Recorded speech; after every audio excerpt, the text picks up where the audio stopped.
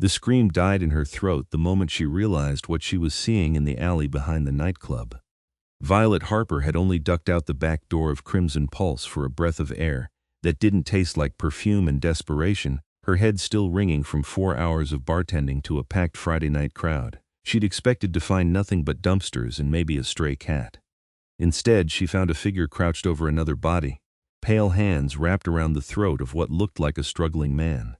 And she watched as those elegant fingers tightened before the attacker's head dipped low to the exposed neck. The streetlight at the alley's entrance cast everything in sodium yellow relief, and Violet saw it all with terrible clarity. The snow-white hair that fell like silk around impossibly pale features, the way the victim's struggles weakened and then stopped, the dark stain spreading across an expensive collar. She should have screamed. She should have run. She should have done anything except stand there with her hands still on the door handle, frozen like a rabbit before a wolf. But something deeper than fear kept her silent. Maybe it was the bone-deep exhaustion of working 3 jobs to keep her dying mother in medication. Maybe it was the resigned understanding that in a world this cruel, there were worse things than monsters in the dark. Or maybe it was something in the way the figure moved, fluid and ancient and utterly inhuman, that told her screaming would accomplish nothing except making her the next meal. So Violet did the only thing that made sense in that crystallized moment of terror and strange calm. She quietly, carefully, stepped back through the door and let it close with the softest click. Her heart hammered against her ribs as she pressed her back to the wall inside, her hands shaking so badly she had to clasp them together. The music thrummed through the building's bones, bass heavy and relentless, and she forced herself to breathe in time with it. In for 4 counts. Out for 4. Don't think about what you just saw. Don't think about the body. Don't think about the impossible. You good, Vi?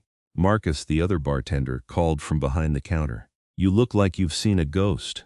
She managed something like a smile and pushed off the wall, willing her legs to carry her back to the bar. Just needed some air. It's packed tonight. Yeah, and we've got a VIP section that just filled up. Real money crowd. You take them, I'll handle the regulars? Violet nodded, grateful for anything to focus on besides the image burned into her retinas. She grabbed her tray and smoothed down her black shirt, tucking a strand of auburn hair behind her ear. The VIP section sat elevated at the back of the club, separated by velvet ropes and the kind of lighting that made everyone look either dangerous or beautiful. Tonight, it looked like both. There were 6 of them, and Violet knew immediately that they weren't human. It wasn't just the way every single one of them had that same porcelain skin and pale hair, ranging from white blonde to silver to pure snow. It was the way they held themselves, the way the crowd seemed to unconsciously part around them, the way they radiated something that made the hair on the back of her neck stand up. And sitting in the center, in a high-backed chair that might as well have been a throne, was the figure from the alley. Violet's step faltered, but she caught herself. His eyes locked onto her, and she saw they were the color of winter ice, pale blue and utterly cold. He was beautiful in the way that dangerous things often are, all sharp angles and aristocratic features, dressed in black that probably cost more than her entire year's rent. Blood still stained the corner of his mouth, just the faintest trace of crimson against alabaster. She should run. Every instinct screamed at her to drop the tray and bolt for the exit. Instead, she walked up to their table and pulled out her order pad with hands that barely shook. Good evening. Can I start you with drinks? The others at the table went silent, their attention fixed on her with the intensity of predators assessing prey. But the one in the center, the one who had just killed a man in the alley, merely tilted his head slightly, studying her, waiting for something. Violet met his eyes for just a moment, then let her gaze slide away to the others at the table, as if he were no more remarkable than any other customer, as if she hadn't seen anything at all. We'll have a bottle of your best vodka, one of the others said, a woman with hair like spun platinum and a smile that didn't reach her eyes. Crystal, if you have it, we do. Any mixers or straight, and 6 glasses. Violet wrote it down, doing the math in her head for the tab. She could feel his eyes still on her, heavy as a physical touch. I'll have that right out for you. She turned to go and his voice stopped her. It was deep, accented with something old and European that she couldn't quite place. What is your name? This was it, the moment where she could lie or run or scream for help. But Violet had learned a long time ago that lies often caused more trouble than truth, and something told her this was not a being you lied to. She turned back, keeping her expression professionally pleasant. Violet, I'll be your server tonight. Violet, he repeated, as if tasting the word. You work here often? Most weekends. I'll get your drinks. This time when she walked away, he let her go, but she felt his attention like a brand between her shoulder blades all the way back to the bar. "Who are they?" she asked Marcus as she grabbed the vodka from the top shelf. He glanced over and his expression shifted, something between awe and fear. "The Ormonde family. They own half the commercial district, including this club. Hell, they probably own half the city. Old money, like older than old. Word is they've had that fortune for centuries." Centuries. Of course they had. Violet loaded the bottle and glasses onto her tray with mechanical precision. Her hands had stopped shaking, replaced by a strange calm clarity. She understood the situation now. She'd witnessed something she shouldn't have, and now she was serving drinks to creatures that could probably kill her before she could blink. The man in charge had asked her name, which meant he was deciding what to do with her. And she'd pretended not to know him, pretended she hadn't seen anything. Maybe that would be enough. She delivered the vodka with steady hands and poured for each of them with practiced efficiency. The woman who'd ordered thanked her with that same hollow smile.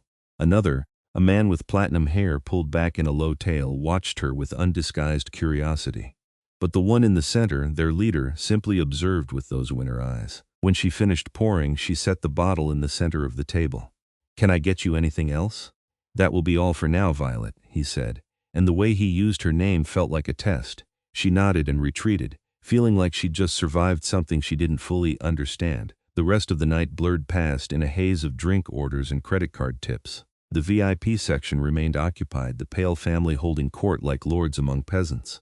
Violet served them twice more, once for another bottle, and once for some elaborate cocktails that she suspected they wouldn't actually drink. Each time he watched her.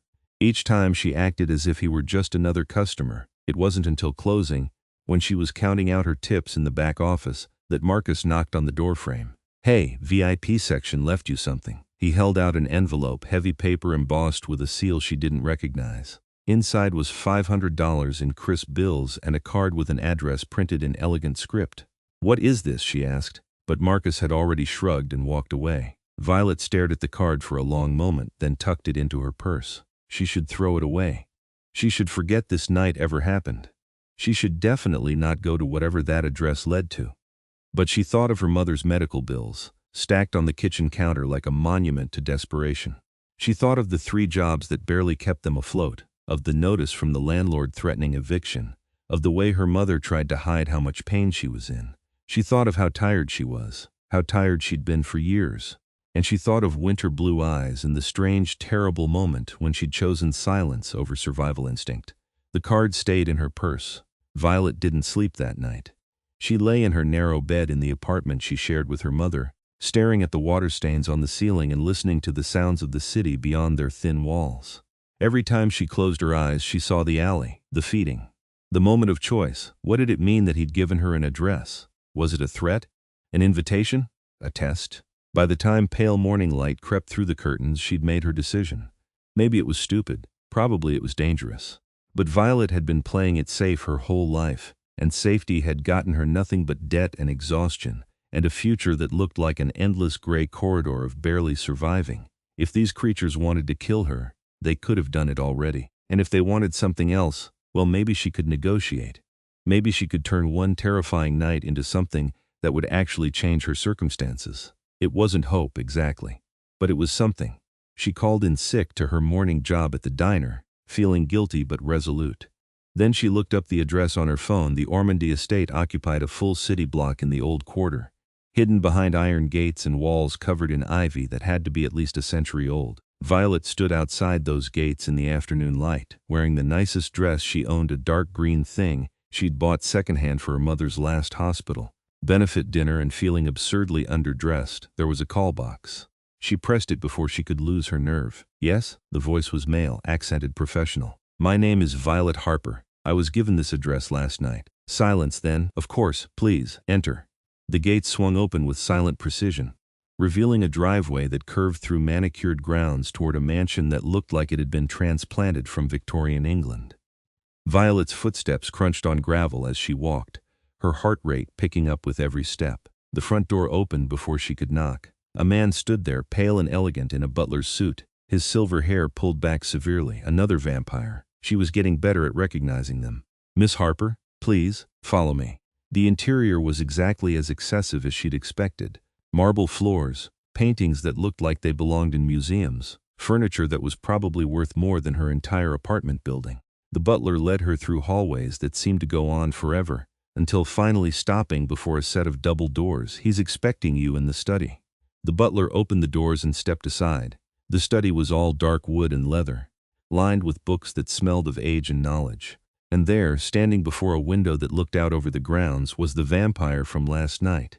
In daylight filtered through heavy curtains, he looked somehow even more otherworldly. His hair was pure white, falling to his shoulders, and his skin had the kind of perfection that only existed in marble statues. He turned as she entered, and those ice-blue eyes pinned her in place. "Violet Harper," he said, and it wasn't a question. "Thank you for coming." She squared her shoulders, calling on every ounce of courage she possessed. "You gave me $500 and an address. I'm not stupid enough to think that was charity."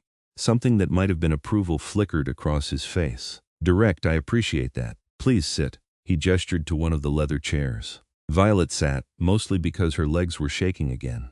He took the chair across from her, crossing one leg over the other with fluid grace. "I am Iskander Ormonde," he said, "and I believe you saw me last night. No point in lying now." "Yes, yet you said nothing. You didn't scream. You didn't run. You closed the door and went back to work as if nothing had happened." "Why?" Violet met his gaze, trying to read the threat level in those ancient eyes. "Would screaming have helped me? No. Then it would have been stupid." "I'm many things, Mr. Ormonde, but I try not to be stupid." Iskander leaned back, studying her with an intensity that made her skin prickle. "You're afraid of me, yes, yet you're here, yes, again, why?" She thought about lying, about prettying it up or making herself sound braver than she was. But something about this creature, this ancient thing wearing human skin, demanded honesty. "Because I'm desperate," Violet said quietly. "Because I've been drowning slowly for 3 years, and last night I saw something impossible, and I'm tired of pretending the world makes sense. Because you could have killed me and didn't. Because you gave me $500 and an address, which means you want something. And maybe, just maybe, whatever you want is something I can give you in exchange for not having to count pennies to keep my mother alive." The silence that followed felt heavy enough to crush her. Iskander didn't move, didn't blink, just watched her with those predator eyes. Then he smiled, and it transformed his face from merely beautiful to something that made her breath catch. "I was right about you, tell me, Violet Harper. What do you know about vampires?" "Only what I learned last night. That they're real and they can kill without making a sound, and they're powerful enough to own half a city. Accurate if incomplete. We are old, Violet. Older than your country, older than most of the cities on this continent. We have rules, carefully maintained, that keep our existence secret from the vast majority of humanity. Rules about where we feed, how we feed, and who sees us do it." Violet's mouth went dry. "I broke those rules. By seeing you, you witnessed something that should have resulted in your immediate death, yes, but you did something remarkable. You chose not to acknowledge it. You gave me the gift of plausible deniability when you could have complicated both our lives considerably. So the money was a thank you for not dying messily?" His smile widened. "In part, but also a test, to see if you would come here, to see if you were as pragmatic as I suspected, and now that I'm here." Iskander stood, moving to a sideboard where crystal decanters held various liquids. He poured himself something dark and red that definitely wasn't wine. "Now I would like to offer you a proposition. You need money. I need someone I can trust. You don't know me. On the contrary, I know you work 3 jobs to care for your ailing mother. I know you've never missed a payment on anything, despite barely making ends meet. I know you're 23 years old, educated enough to have better options but trapped by circumstance and loyalty. I know you're intelligent, observant, and brave enough to stand in an alley and choose silence over panic. That's quite a lot, actually." The fact that he'd investigated her should have been terrifying. Somehow it was almost comforting. At least she knew where she stood. "What kind of trust are you looking for?" "The vampire community in this city is complex," Iskander said, swirling the blood in his glass. "I am what you might call the vampire king, the oldest and most powerful of my kind here, responsible for maintaining order and secrecy. It's a position that requires constant vigilance and, occasionally, handling things that cannot be handled by others of my kind. Things that require someone human. Someone who knows our secret but can move through your world without drawing attention. You want me to work for you. I want you to be my eyes and ears in the daylight hours, my assistant in matters that require human interaction. And, perhaps most importantly, my assurance that not all humans would respond to our existence with fire and stakes." Violet's mind raced. This was insane. She should be running, not considering this. But the weight of her mother's medication costs, the eviction notice, the endless treadmill of exhaustion, it all pressed down on her. What would that pay? Enough to cover your mother's medical bills, your rent, and sufficient extra to quit at least 2 of your other jobs. Plus the security of knowing you're under the protection of the Vampire King. No one in this city would dare touch you. It was too good. Too convenient. What's the catch? The catch is that you would be bound to secrecy on pain of death. You would see things that might disturb you. You would be associating with creatures that could kill you accidentally in a moment of hunger or anger. And you would be mine, Violet Harper. Under my authority and protection, yes, but also under my command. The way he said, mine, sent a shiver down her spine that wasn't entirely fear. How long would this arrangement last? As long as it suits both of us. I'm not interested in slaves or prisoners. But I am interested in loyalty earned through mutual benefit. Violet looked around the study, at the evidence of centuries of wealth and power, and then back at Iskander Ormonde, Vampire King, who watched her with patient intensity. She thought of her mother's face when she'd had to admit they couldn't afford the newer medication. She thought of the diner manager who kept cutting her hours, of the nightclub work that left her smelling like alcohol and smoke, of the data entry job that was slowly destroying her eyesight. She thought of the choice she'd made in the alley, and how it had led her here, to the edge of something terrifying and strange and possible. I want it in writing, she said, a contract, clear terms, clear payment schedule, clear definition of duties, and I want a clause that if anything happens to me, my mother's medical care continues. Iskander's smile was brilliant and approving. Clever and cautious. I'll have my lawyer draw something up. In the meantime, consider yourself provisionally employed. Your first task is to accompany me to a meeting tonight. What kind of meeting? The kind where having a human present will send a very specific message about my power and reach. Don't worry, you'll be perfectly safe. No one would dare harm you while you're standing beside me. There was a weight to those words, a promise that felt absolute. Violet found herself nodding before she'd consciously made the decision. Okay, what do I wear? Something elegant. I'll have clothing sent to your apartment if that's acceptable. I want you to look like you belong at my side, at his side. The words created an image in her mind that was surprisingly vivid, her standing next to this beautiful, terrible creature, untouchable by virtue of his protection. It was seductive in a way that had nothing to do with attraction and everything to do with the desperate human need for safety. Or at least, that's what she told herself. The dress that arrived at her apartment 3 hours later was not something Violet would have ever chosen for herself. It was deep midnight blue, almost black, with a neckline that was just barely appropriate and a fit that must have been tailored specifically to her measurements. The fabric felt like water against her skin, and when she looked in the bathroom mirror, she barely recognized herself. She looked expensive, untouchable, like someone who belonged in the world she'd glimpsed at the Ormonde estate. Her mother knocked softly on the bathroom door. "Violet? Honey, what's going on?" She'd told her mother a carefully edited version of the truth, that she'd been offered a personal assistant position with a wealthy family, that it would pay enough for her to quit the diner job, that it started immediately. Her mother, who'd been living with pain long enough to recognize when someone was holding back, had looked at her with worried eyes but hadn't pressed. Now Violet opened the door and her mother's expression shifted to wonder. "Oh, sweetheart, you look beautiful. It's too much. It's exactly enough." Her mother reached up to tuck a strand of hair behind Violet's ear, the same gesture she'd done since Violet was a child. "I don't know what you've gotten yourself into, but please be careful." "You're all I have. I'm always careful, Mom." "No, you're always responsible." "That's different." Before Violet could respond, her phone buzzed. A car was waiting downstairs. The vehicle was exactly what she'd expected. Sleek, black, expensive enough to buy her apartment building. The driver was human, which was somehow surprising. He held the door for her with professional courtesy and said nothing during the drive across the city. They ended up at a building that looked like a converted church, all Gothic architecture and stained glass windows that glowed from within. The driver opened her door and gestured toward the entrance. "Mr. Ormonde is expecting you inside." Violet's heels clicked on stone as she climbed the steps. The door opened before she could knock, revealing another vampire, this one male with platinum hair and amber eyes that tracked her movement with predatory focus. "You must be the human," he said, not making it sound like a compliment. "He's downstairs. Try not to embarrass him." The words stung, but Violet kept her expression neutral as she stepped past him into what had indeed once been a church. The pews were gone. replaced by open space and architectural lighting that emphasized the soaring ceiling. A staircase descended into darkness at the back. She followed it down, her heart rate climbing with each step. The darkness should have been absolute, but her eyes adjusted to reveal a vast chamber beneath the church, held up by stone pillars that had to be centuries old, and it was full of vampires. There had to be at least 30 of them, all with that same porcelain skin and pale hair, all dressed like they were attending a funeral for royalty. The air hummed with a kind of energy that made Violet's skin prickle, ancient and vast and utterly inhuman. And there, at the center of it all, stood Iskander.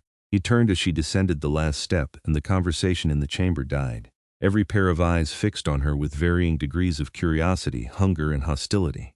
Violet wanted to run, wanted to bolt back up those stairs and never look back. Instead, she lifted her chin and walked forward, channeling every bit of confidence she didn't feel. Iskander's expression remained neutral, but she saw something flicker in his eyes: approval, maybe, or satisfaction. He extended his hand to her, and after only a moment's hesitation she took it. His skin was cool but not cold, his grip firm without being painful. He drew her to his side, and the message was instantly clear. She was with him, under his protection. This is Violet Harper, he announced to the room, his voice carrying easily through the stone chamber. She is under my personal protection and in my direct service.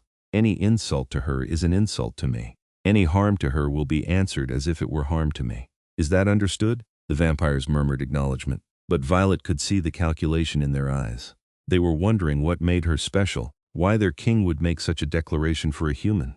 She was wondering the same thing. The meeting itself was fascinating and terrifying in equal measure. Iskander conducted business like the king he claimed to be, settling disputes between vampire families, authorizing hunting territories, adjudicating violations of their laws. Violet stood at his side throughout, silent and observant, trying to understand the complex hierarchy that governed this hidden world. It became clear quickly that Iskander ruled through a combination of ancient right, personal power, and calculated mercy.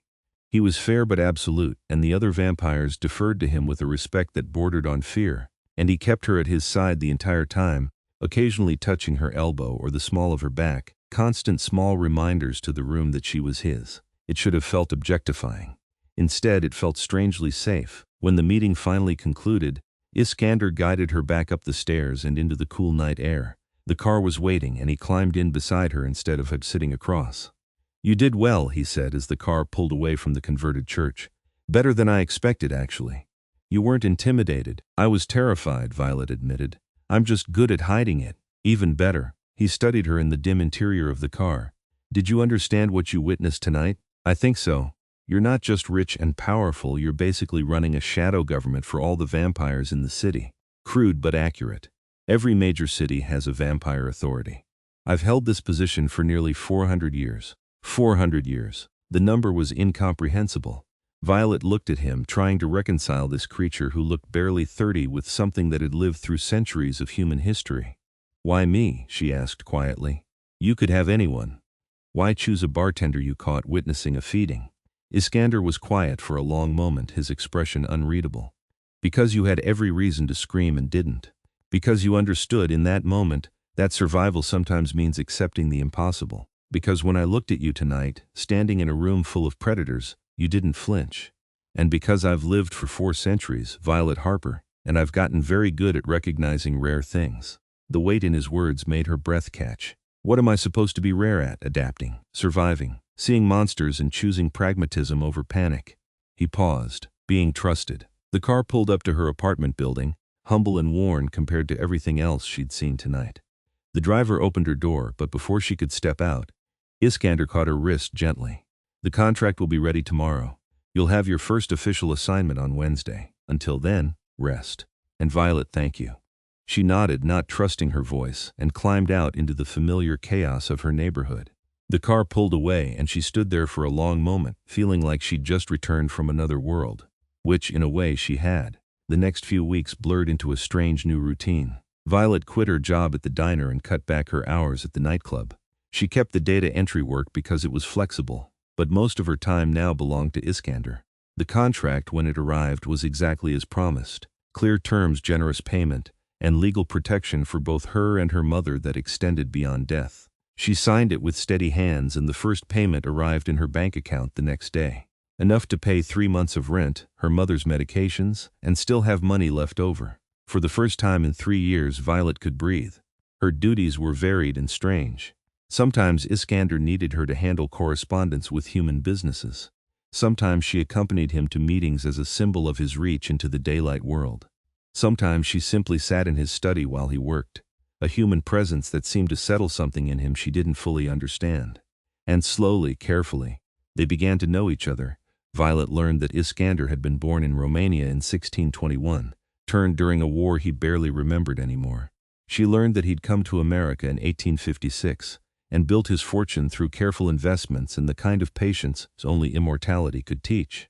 She learned that he took his responsibility seriously, that he viewed his role as king not as a privilege but as a burden he carried with pride. She learned that he never fed on the innocent, that his victims were carefully chosen from the city's predators, violent criminals and abusers, who disappeared from dark alleys with no one to mourn them. It didn't make it right exactly, but it made it easier to accept. And Iskander, in turn, learned about her. He asked questions about her childhood, her education, her mother's illness. He listened when she talked about her frustrations and fears. He seemed genuinely interested in her opinions on everything from literature to politics, treating her insights with the same respect he gave his vampire advisors. It was the respect that got to her. The way he saw her not as a human servant, but as a partner in maintaining his kingdom. 6 weeks into her employment, everything changed. Violet was working late in Iskander's study, organizing files on vampire family genealogies apparently. Inheritance disputes were a thing even among immortals when he swept in with unusual urgency. "We need to leave now." She looked up, alarm spiking. "What's wrong?" "There's been a challenge to my authority. A vampire from the European courts has arrived and demanded formal acknowledgement. These things can turn violent quickly. I want you somewhere safe." "Where?"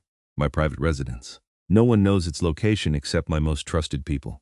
You'll stay there until this is resolved." Violet stood gathering her things. "Is this going to be dangerous?" "Not for you. I won't allow it." The certainty in his voice should have been reassuring, but she saw the tension in his shoulders, the way his jaw tightened. This was serious. They drove through the city in silence, taking turns that seemed random until Violet realized they were checking for followers. Finally, they pulled up to a building that looked like a converted warehouse, all industrial brick and blackened windows. Inside was a revelation. The warehouse exterior hid a loft that could have graced the cover of an architecture magazine. Open space, modern furniture, walls of books and art that spanned centuries. This was where Iskander actually lived, she realized. Not the estate with its formal rooms and endless staff, but here in this space that felt personal and chosen. "Make yourself comfortable," he said, moving to a wall panel that revealed a security system. "There's food in the kitchen, though I apologize for not having more variety. I don't usually have living guests." "How long will I be here?" "A few days at most. I'll come back when it's safe." He turned to leave, and Violet found herself moving before she'd made the conscious decision. "Iskander, wait." He paused, looking back at her with those winter eyes. "Be careful," she said quietly.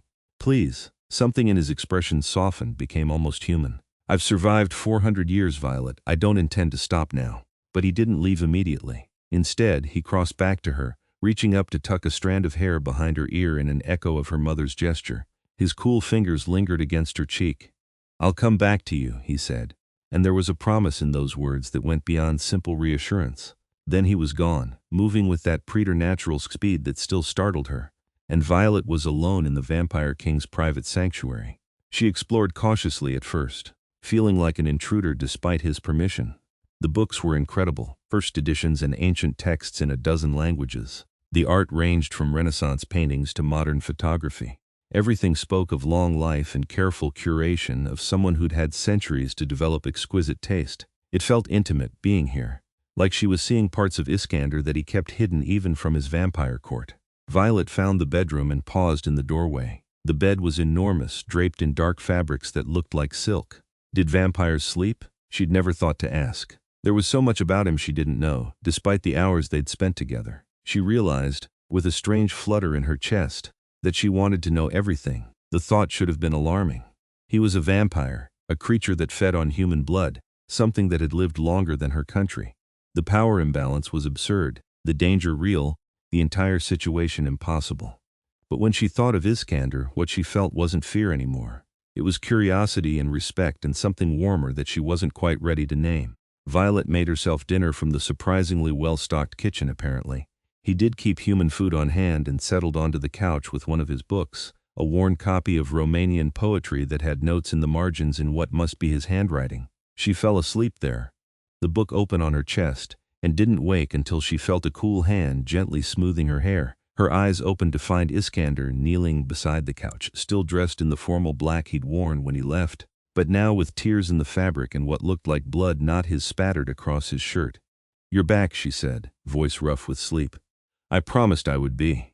His hand continued its gentle motion through her hair, and she realized he looked tired in a way she'd never seen before. Drained, almost. "It's handled. The challenge was withdrawn. Are you hurt?" "Vampires heal quickly. I'll be fine." But he didn't move from his position beside the couch, and his hand didn't stop its soothing motion. Violet shifted, making room, and after a moment's hesitation he sat beside her. Up close she could see the weariness in every line of his body. "How bad was it?" she asked. "Bad enough. He was strong old, but not as old as me, and not as motivated. He wanted power. I was fighting to protect what's mine." His eyes met hers. "I was fighting to get back to you." The air between them shifted, became charged with something electric and dangerous. Violet's heart rate picked up, and she saw his eyes track to her throat, to the pulse that must be visible even in the dim light. "You're hungry," she said, and it wasn't a question. "I'm always hungry. It's the nature of what I am." "When did you last feed?" 3 days ago. "I can go longer if needed." But she could see the strain in him, the way his control was a visible effort. He'd been fighting and expending power, and now he was here, sitting close to her in his private space, and she could hear the way his breathing had changed. Violet thought about all the things she'd learned in the past 6 weeks. She thought about the trust they'd built, the partnership that had become something more complex and precious than simple employment. She thought about the way he'd touched her cheek before leaving, the promise in his voice. She thought about the choice she'd made in the alley, and all the choices since that had led her here. "You could feed from me," she offered quietly, "if you wanted." Iskander went absolutely still, every muscle locked. "Violet, no. That wasn't part of our agreement." "I know. I'm offering anyway." "You don't know what you're asking, don't I? You've told me how it works. You've been honest about what you are. I trust you not to take too much. And you're sitting here hungry and drained because you were protecting me and everything you've built." She met his eyes steadily. "Let me help. It would change things between us. Maybe things need to change." The words hung in the air, heavy with implication.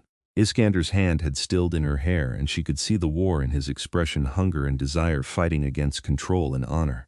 "If I do this," he said slowly, "I won't be able to pretend anymore that you're simply my employee, that what I feel for you is merely professional respect." Violet's breath caught. "What do you feel for me?" "Everything I shouldn't. Everything dangerous and complicated and impossible. You're human, Violet. You'll age and die while I remain frozen in this moment. You deserve a normal life, not to be bound to a monster. You're not a monster. You're a king doing a difficult job. You're someone who's been kind to me, who's protected me, who treats me like I matter. And I stopped seeing you as a monster about 3 weeks ago, right around the time you stayed up all night helping me figure out how to get my mother into a better medical program." She reached up, cupping his face with her hand, feeling the coolness of his skin against her palm. "I don't want normal, Iskander. I want this, whatever this is." His control shattered. He leaned in, and she thought he was going to kiss her, but instead his forehead came to rest against hers, his breath cool against her lips.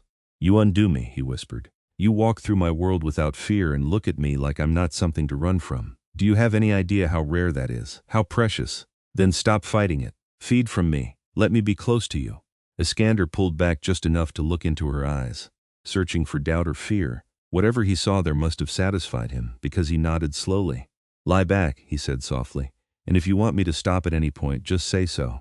Violet settled back against the couch cushions, her heart hammering but not from fear. Anticipation coiled in her stomach as Iskander moved over her, one hand braced beside her head, the other gently tilting her chin to expose her throat.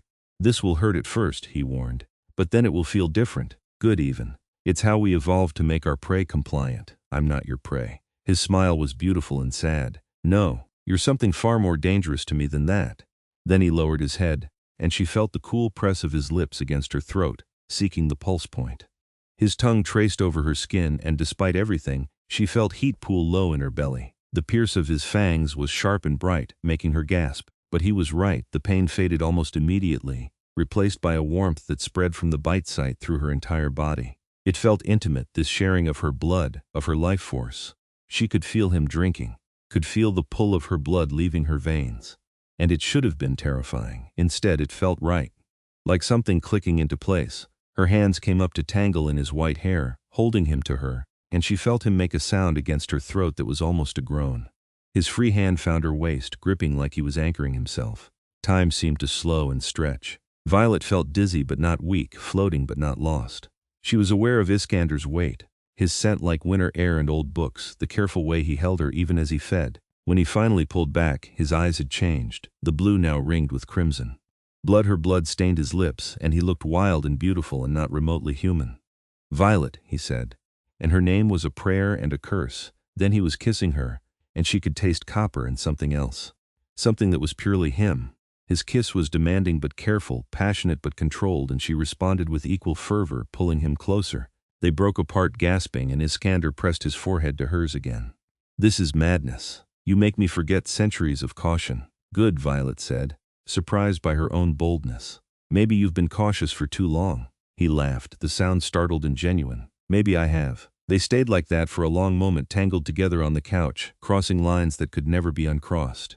Finally, Iskander shifted, gathering her into his arms and standing with effortless strength.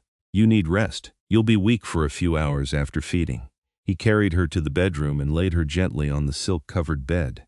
Violet caught his hand before he could retreat. "Stay," she said. "Please, I don't want to be alone." Iskander hesitated, then nodded. He removed his ruined shirt and shoes, then climbed onto the bed beside her, pulling her into his arms. His body was cool but not uncomfortable, solid and safe. "Sleep," he murmured against her hair. "I'll watch over you." Violet felt herself drifting, secure in his embrace, and her last conscious thought was that everything had changed, and she wouldn't take it back for anything. She woke to afternoon light filtering through blackout curtains, and the realization that she was alone in the bed. Panic spiked for a moment before she heard sounds from the main room, classical music playing softly, the shuffle of paper. Violet rose, feeling surprisingly good despite having been fed from, and found one of Iskander's shirts folded on a chair. She pulled it on, it fell nearly to her knees, and padded barefoot into the main room. Iskander sat at a desk by the window, working through what looked like correspondence. He'd changed into fresh clothes, all black as usual, his white hair loose around his shoulders. He looked up as she entered, and his expression softened. "How do you feel?" "Good. Surprisingly good, actually." She moved to join him, and he pulled her onto his lap without hesitation, as if it were the most natural thing in the world. "Vampire venom has healing properties. You'll actually feel better than before for a few days." His hand settled on her waist, thumb tracing small circles through the fabric of his borrowed shirt. "We should talk about what happened last night." "Should we?" Violet twisted to look at him. "Or should we just acknowledge that things have shifted and figure out what that means going forward?" "You're very practical for someone who just entered into a relationship with a vampire. Is that what this is? A relationship?" Iskander's expression grew serious. "I told you last night that you undo me, and I meant it. I haven't felt this way about anyone in over a century. You're human, which means whatever time we have will be brief by my standards. But I find I don't care. I want whatever time you'll give me, Violet Harper." Her heart squeezed at the vulnerability in his voice. This ancient king admitting to need. "What about your court? What will they think? Some will disapprove, some will see it as weakness. But I am king and you are under my protection. They'll adapt or face consequences." His hand tightened on her waist. "Unless you're having second thoughts?" "No, no second thoughts. Just trying to understand what I've gotten myself into. A complicated situation with no easy answers and an uncertain future. But I promise you this, I will protect you with everything I am. I will never take more than you freely offer, and I will do everything in my power to make whatever time we have together worth the risks you're taking." Violet leaned in and kissed him, slow and deep, tasting the promise on his lips. When they broke apart, she rested her forehead against his. "Then I guess we're doing this. I guess we are." They spent the rest of the day in the loft, existing in a bubble separate from the complications of the outside world. Iskander showed her his collection of artifacts from his long life, told her stories about centuries past, and listened with genuine interest as she talked about her hopes for the future. It felt domestic in a way that was strange and precious. A vampire and a human, sharing space and conversation like any new couple, except one of them had lived through the fall of empires, and the other had to worry about her mother's physical therapy appointments. As evening fell, Iskander received a call. Violet watched his expression shift from relaxed to tense as he listened. I understand. I'll be there within the hour. He ended the call and looked at her apologetically. There's a situation at one of the feeding grounds. I need to handle it personally. Can I come with you? It might be dangerous, I know, but I'm supposed to be your assistant, right? And I'd rather be with you than sitting here worrying. He studied her for a long moment, then nodded. Stay close to me at all times. If I tell you to run, you run. Understood? Understood. The feeding ground turned out to be an abandoned subway station in the old part of the city, accessed through a maintenance entrance that looked like it hadn't been opened in decades. Iskander moved through the darkness with perfect confidence, and Violet followed close behind, her hand in his. They descended into tunnels lit by emergency lights, past graffiti and decay until voices echoed ahead. Iskander squeezed her hand once, then led her into a large chamber where at least a dozen vampires had gathered. The scene was tense. Two groups faced each other across the space, body language aggressive. At the center stood a vampire Violet recognized from the court meetings. Dragomir, one of Iskander's advisors, ancient and proud. Explain, Iskander said, his voice carrying absolute authority. Dragomir turned, relief flashing across his face. My king, there's been a breach of territory. The Petrin family has been feeding in our agreed zones without permission. A woman from the other group stepped forward, her pale hair bound in elaborate braids. The territories were established centuries ago. The city has changed. Those boundaries are no longer relevant. The boundaries are relevant because I say they are, Iskander replied coolly. Unless you wish to formally challenge my authority, Katerina. The chamber went silent. Challenging the king was not something done lightly. Katerina's jaw tightened. No, my king. But we ask for a renegotiation of territories based on current population distribution, a reasonable request, which you should have brought to me formally rather than breaching established territory and creating conflict. Iskander's tone remained level, but there was steel beneath it. You will withdraw from the disputed zones immediately. I will convene a territorial council next week to hear all grievances and propose updated boundaries. Does this satisfy all parties?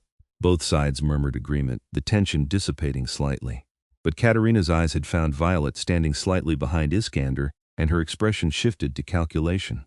I see you've brought your human pet to witness our laws. How progressive of you, my king. The words were clearly meant as an insult. Violet felt Iskander go very still beside her, danger radiating from him like cold fire. Violet Harper is not a pet. She is my chosen companion and under my direct protection. Perhaps you need a reminder of what that means, Katerina?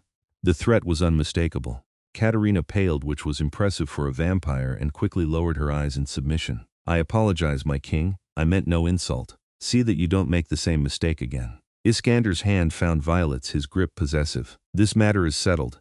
Dragomir, I'll expect you at the estate tomorrow to begin planning the territorial council. He turned to leave, bringing Violet with him, and the assembled vampires parted like water. No one met their eyes. When they were back in the car, Violet let out a breath she hadn't realized she was holding. That was intense. Katerina has been positioning herself against me for years. She's careful enough not to directly challenge my authority, but she tests boundaries constantly. Iskander's expression was grim. Having you there was actually useful. It gave her an opportunity to overstep, which allowed me to remind everyone of the consequences. So I was bait? No. You were proof that I'm confident enough in my power to bring a human into vampire territory disputes. It's a message that I'm secure in my position. He glanced at her. Though I apologize for Katerina's words, she was trying to provoke me through you. Did it work? His smile was sharp and dangerous. What do you think? Violet thought about the cold fury in his voice when he'd defended her, the way every vampire in that chamber had immediately submitted. I think she picked the wrong target. Very much so. Iskander's hand found hers again, his thumb tracing over her knuckles. You handled that well. You weren't intimidated. I'm learning that standing beside you means standing with confidence. Even when I'm terrified inside, you hide it admirably. They drove in comfortable silence for a while before Violet asked the question that had been nagging at her. What did you mean when you called me your chosen companion? Is that an official title? Iskander was quiet for a moment, considering his words. In vampire culture, a chosen companion is someone selected by a vampire of status to be their partner. It's not marriage as humans understand it, but it's a formal bond that carries significant weight. It means you're protected by my authority, but also that you're seen as an extension of me. Disrespect to you is disrespect to me. Is that what I am to you? That's what I want you to be if you're willing. I realize we've known each other only 6 weeks, and much of that time you were technically my employee. But what I feel for you isn't something that develops on a convenient timeline. He looked at her, winter eyes intense. I want you by my side, Violet, not as an assistant or a convenience, but as my partner, my companion, mine. There was that word again, spoken with such possession and promise. Violet should probably be worried about moving too fast, about the impossibility of the situation, about 1,000 practical concerns. Instead, she found herself nodding. Then that's what I'll be. The smile that transformed Iskander's face was worth every risk. The next few months were a study in contrasts. By day, Violet managed the human aspects of Iskander's business empire, attended meetings with lawyers and real estate developers, and maintained the carefully constructed facade of normalcy that kept the vampire world hidden.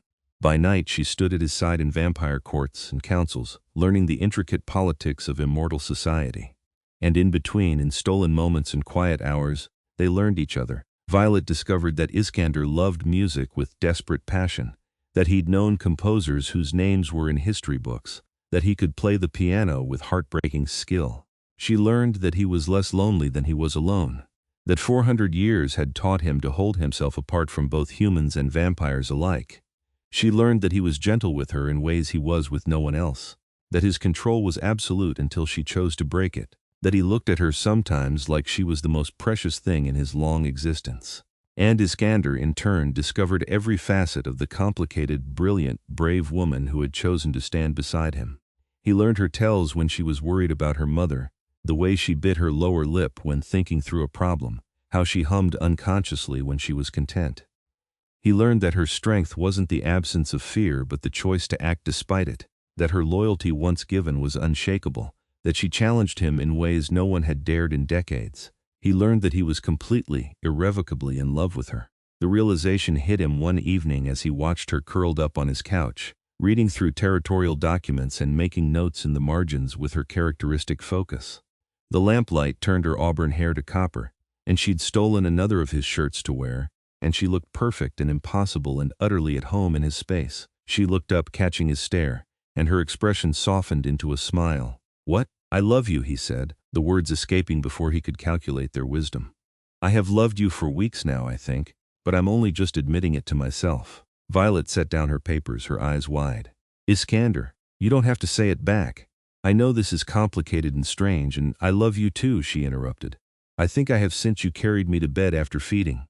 Maybe before. It's terrifying and wonderful, and I have no idea how this is supposed to work long term, but I love you." He crossed to her in 3 strides and pulled her up into a kiss that was deep and desperate and full of everything he felt.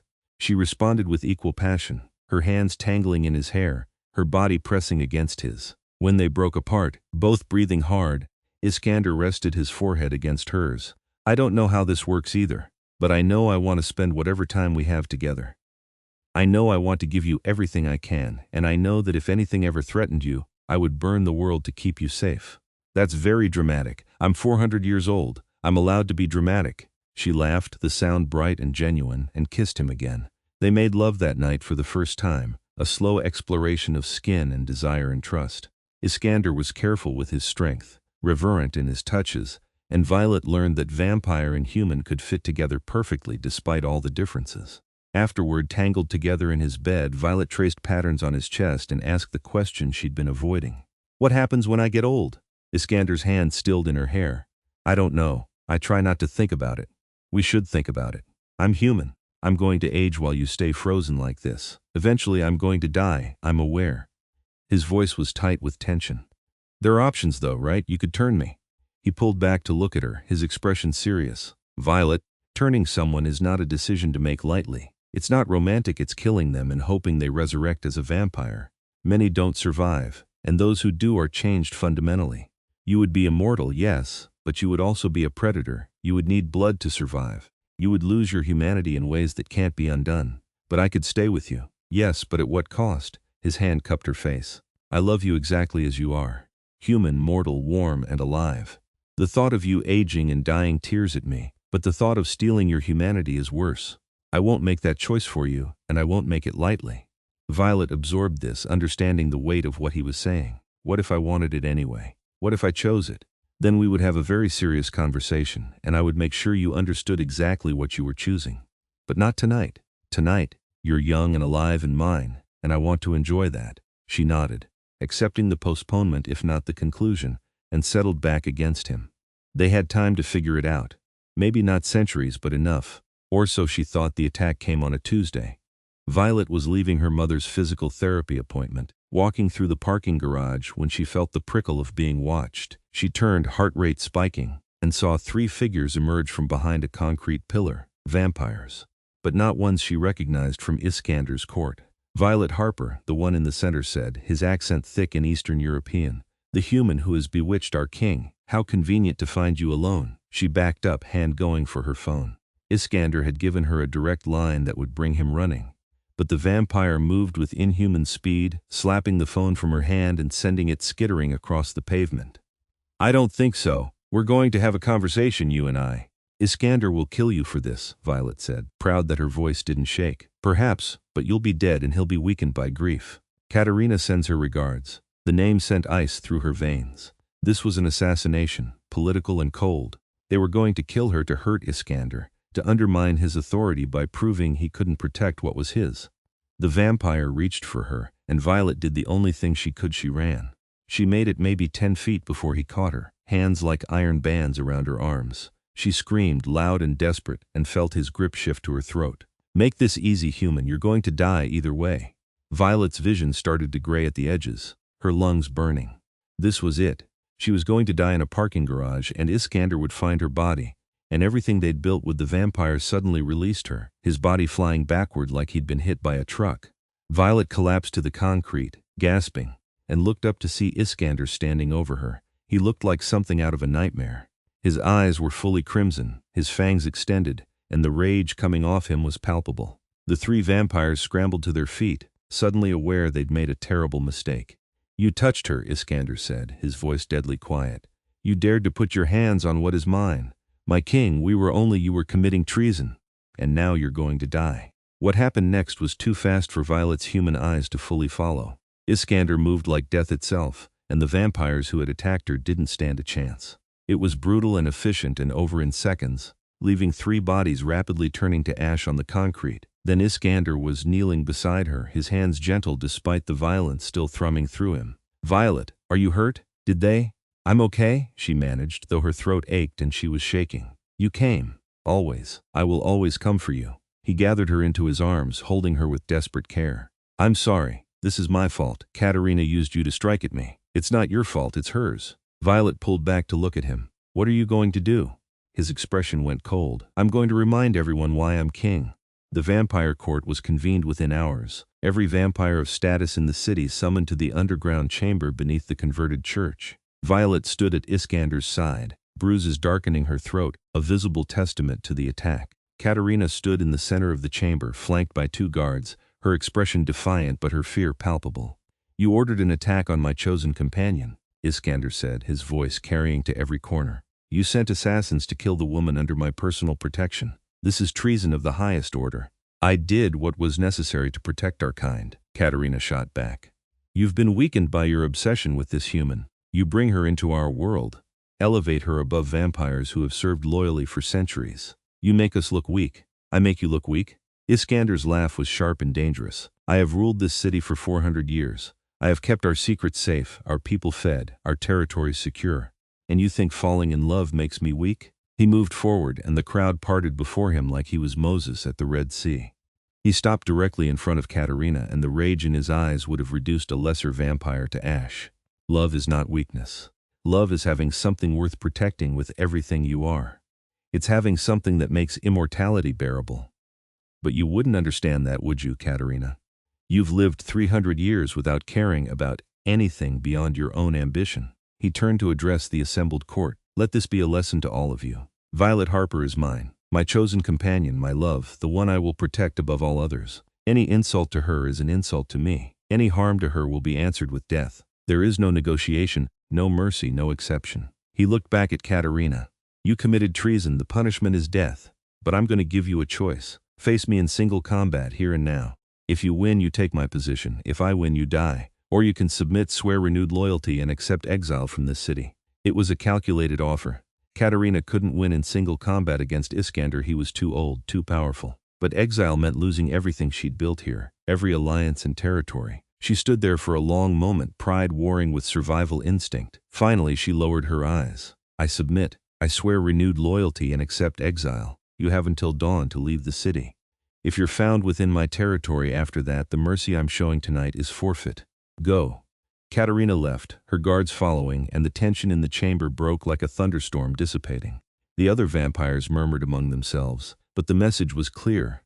Iskander had defended what was his with absolute authority, and no one would challenge it again. He returned to Violet's side, and she saw some of the fury fade from his eyes as he looked at her. Are you all right? I am now. She touched his arm. That was impressive. That was necessary. I won't have you living in fear because of my politics. The court dispersed and Iskander took Violet back to his private loft. He was unusually quiet as he examined the bruises on her throat, his touch feather light. I could have lost you today, he said finally, if I'd been even a few minutes slower. But you weren't. You saved me, this time. But Violet, this is the reality of being with me. There will always be those who see you as a weakness to exploit, who will try to hurt you to hurt me. His eyes were anguished. I can't lose you, I can't. Violet took his face in her hands, making him look at her. Then turn me. He went still. What? Turn me. Make me like you. Then I won't be a weakness. I'll be strong enough to defend myself, and we'll have forever instead of just a handful of years. Violet, we talked about this. You would lose your humanity. I would lose my mortality. There's a difference. She held his gaze. I've thought about this, Iskander. I've thought about it since the night you fed from me. I love you. I want to be with you, truly with you. Not counting down the days until age or violence or simple human fragility takes me away from you. Turn me. If the transformation fails, then I'll die loving you instead of in some hospital bed decades from now. But I don't think it will fail. I'm strong enough for this. Iskander searched her face, looking for doubt or fear. Whatever he saw made him close his eyes, a shudder running through him. You're certain? There's no going back from this. I'm certain. Make me yours completely. Make me your equal. He kissed her then, deep and desperate, and she tasted his fear and hope and love all mingled together. When he pulled back, his eyes were rimmed with red. It will hurt, he warned. The transformation is agony. I'll have to drain you nearly to death, then have you drink my blood, and then you'll die, and I'll have to wait to see if you come back. I'll come back. I have too much to live for. They spent the rest of the night preparing. Iskander explained every detail of what would happen, giving her chance after chance to change her mind. But Violet's resolve only strengthened. This was right. She felt it in her bones. As dawn approached, he laid her on his bed and settled beside her, his hand trembling slightly as he brushed hair from her throat. I love you, he said. No matter what happens, remember that I love you. I love you too. Now stop stalling and turn me into a vampire queen. His laugh was shaky but genuine. As you wish. The bite was familiar now, almost comforting. But this time he didn't stop after a few mouthfuls. He drank deeply, pulling her blood in long draughts, and she felt herself weakening rapidly. The room started to gray out, her heartbeat slowing, her breathing becoming labored. Just when she thought she might actually be dying, Iskander pulled back. He bit his own wrist, deep enough that blood welled dark and thick, and pressed it to her lips. Drink, he commanded. Drink and come back to me. The blood tasted like copper and something else, something ancient and powerful. Violet drank because he told her to, because it was the only thing keeping her conscious. She drank until he pulled his wrist away, and then darkness took her completely. Dying was cold. Violet felt herself floating in a vast emptiness, aware of her body shutting down but unable to stop it. Her heart gave one last weak flutter and then stopped. And then the pain started. It felt like burning from the inside out, like every cell in her body was being torn apart and reconstructed. She tried to scream but had no breath, tried to move but had no strength. There was only the pain and the terrible waiting to see if she would emerge on the other side. Time lost meaning. She might have been dying for minutes or hours or days. But slowly, gradually, the pain began to recede, and in its place came power. Violet's heart beat once, hard, then again. Her lungs drew breath, and the air tasted different, full of information she'd never noticed before. She could smell Iskander beside her, could hear his heart beating with desperate hope. Her eyes opened, the world had transformed. Colors were sharper, sounds clearer. She could see in the darkness like it was daylight, could hear conversations happening floors away, could smell every scent in the room with perfect clarity. And she was hungry. So desperately hungry. Iskander, she managed, and her voice was her own but different, richer somehow. He was beside her instantly, gathering her into his arms. You're alive, you came back. Thank God you came back. I'm hungry, she said, and felt her fangs extend for the first time, sharp and ready. I know, I have blood prepared. But first he pulled back to look at her, and his expression was wonder. "Look at yourself." He handed her a mirror, and Violet stared at her reflection in shock. Her skin had paled to ivory, her auburn hair had lightened to a reddish gold, and her eyes were now rimmed with silver. She looked like herself, but perfected, sharpened, made into something more than human. She looked like a vampire, like a queen. "I'm beautiful," she whispered. "You were always beautiful. Now you're immortal." Iskander kissed her softly. "Welcome to forever, my love." The next few weeks were an adjustment. Violet had to learn to control her new strength, to navigate her enhanced senses, to manage the constant low hum of hunger that came with being a vampire. Iskander was patient and thorough, teaching her everything she needed to know. They held a formal court ceremony where Iskander presented her to the vampire community as his chosen companion, now equal in immortality if not yet in age. The reactions ranged from acceptance to resentment, but no one dared challenge him. Not after what had happened to Katerina. Violet learned to feed, choosing her prey carefully from the city's predators as Iskander did. It was strange and terrible and necessary, and she made peace with it because she had to. Because this was who she was now. Her mother was the hardest part. They'd prepared a story that Violet had been offered a position overseas, that she would be gone for a long time, but would make sure her mother's care continued. Violet hated lying, but the truth was impossible. Her mother cried as they said goodbye, and Violet held her with her new strength, carefully controlled, memorizing every detail. "I love you, Mom," she said. "Everything I've done because of you. I love you too, sweetheart. Be happy. That's all I've ever wanted for you." Violet left before her mother could see her cry blood-tinged tears, but she had Iskander, and he understood the weight of what she'd sacrificed. He held her through the grief and the adjustment and the moments when she wondered if she'd made the right choice, and slowly, the grief faded into acceptance. She was a vampire now, Iskander's companion and equal, and they had forever. 5 years later, Violet stood on the balcony of the Ormonde estate, watching the city lights sparkle in the darkness. She'd grown into her power over the years, become a force in the vampire community in her own right. They called her the Ruby Queen, for the red gold of her hair and the fierce way she protected what was hers. She felt Iskander's presence before he touched her, his arms sliding around her waist from behind. "What are you thinking about?" he asked, pressing a kiss to her temple. "About how I ended up here. How a random Tuesday night and a choice to stay silent changed everything. Do you regret it?" Violet turned in his arms, looking up at the face she'd loved for 5 years and would love for centuries more. "Not for a second, you. Never. Though I do sometimes wonder what would have happened if you'd screamed that night in the alley. You probably would have killed me, probably. And I would never have known what I was missing." His smile was soft and true. "You were the best surprise of my very long life, Violet Harper." Violet Ormonde now, actually. "We did get married last year. Best decision I've made in 400 years. They kissed as the city stretched out below them. Two immortals who had found each other against all odds, who had chosen love over fear, trust over safety, and forever over the easy path. Inside the estate their court waited. There were always disputes to settle, territories to negotiate, the endless work of maintaining their secret world. But for this moment they were just Iskander and Violet, a vampire king and his chosen queen wrapped in each other in the promise of eternity. "Ready to face the chaos?" he asked. "With you? Always." They walked back inside together, hand in hand, and the future stretched before them like an endless gift. There would be challenges ahead, there always were. Other vampires would test them. Human authorities would sniff at the edges of their secret world, and time would bring changes they couldn't predict. But they would face it all together. A king and his queen. A vampire and the woman who had pretended not to see him feed in the dark, and in doing so had earned his trust and his heart. Some love stories ended with death. Theirs began with it, and they would make it last forever.